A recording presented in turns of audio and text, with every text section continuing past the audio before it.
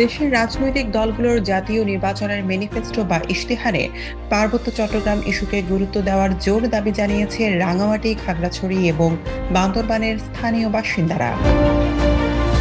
কেবল তাই নয়, রোহিঙ্গা সমস্যা সমাধানে রাজনৈতিক দলগুলোর আগামী পরিকল্পনা কি তা জানতে চেয়ে ফেসবুকে ইতোমধ্যে নানা ধরনের অভিমত জানিয়েছেন দেশের সচেতন ভোটাররা।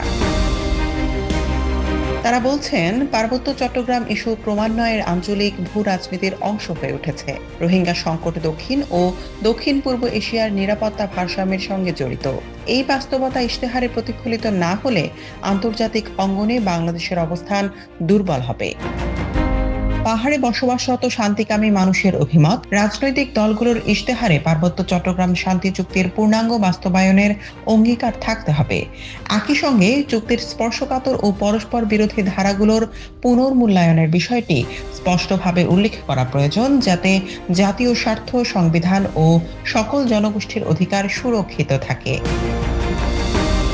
এই প্রসঙ্গে বলতে গিয়ে তারা ভূমি কমিশন আইন সংশোধন ও কার্যকর বাস্তবায়ন, চাকুরি ও শিক্ষায় কোটা বৈষম্য দূরীকরণ, আঞ্চলিক ও জেলা পরিষদের নির্বাচন, আঞ্চলিক সশস্ত্র দলগুলোর চাঁদাবাজি বন্ধে উদ্যোগ, এনজিওদের দৌরাত্ম্যে ব্যবস্থা গ্রহণ ও পাহাড়ে বিশৃঙ্খলা ঠেকাতে সরকারের নিরাপত্তা বাহিনী জোরদারকরণের উপর গুরুত্ব আরোপ করার কথা তুলে ধরেন।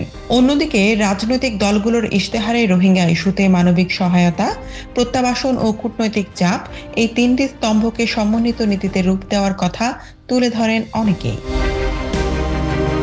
বিশেষ করে মিয়ানমারের সঙ্গে বেসামরিক অথবা সামরিক দ্বিপাক্ষিক কূটনীতির ধরন, আসিয়ান, জাতিসংঘ, ওআইসি এবং বৃহৎ শক্তির সঙ্গে সমন্বয়, আন্তর্জাতিক আদালত ও নিষেধাজ্ঞা কৌশল, রোহিঙ্গাদের আত্মনিয়ন্ত্রণ বা সশস্ত্র সংগ্রাম, এসব বিষয়ে ইশতেহারে নীতিগত দিক নির্দেশনা থাকা প্রয়োজন বলে মনে করেন সচেতন ভোটাররা।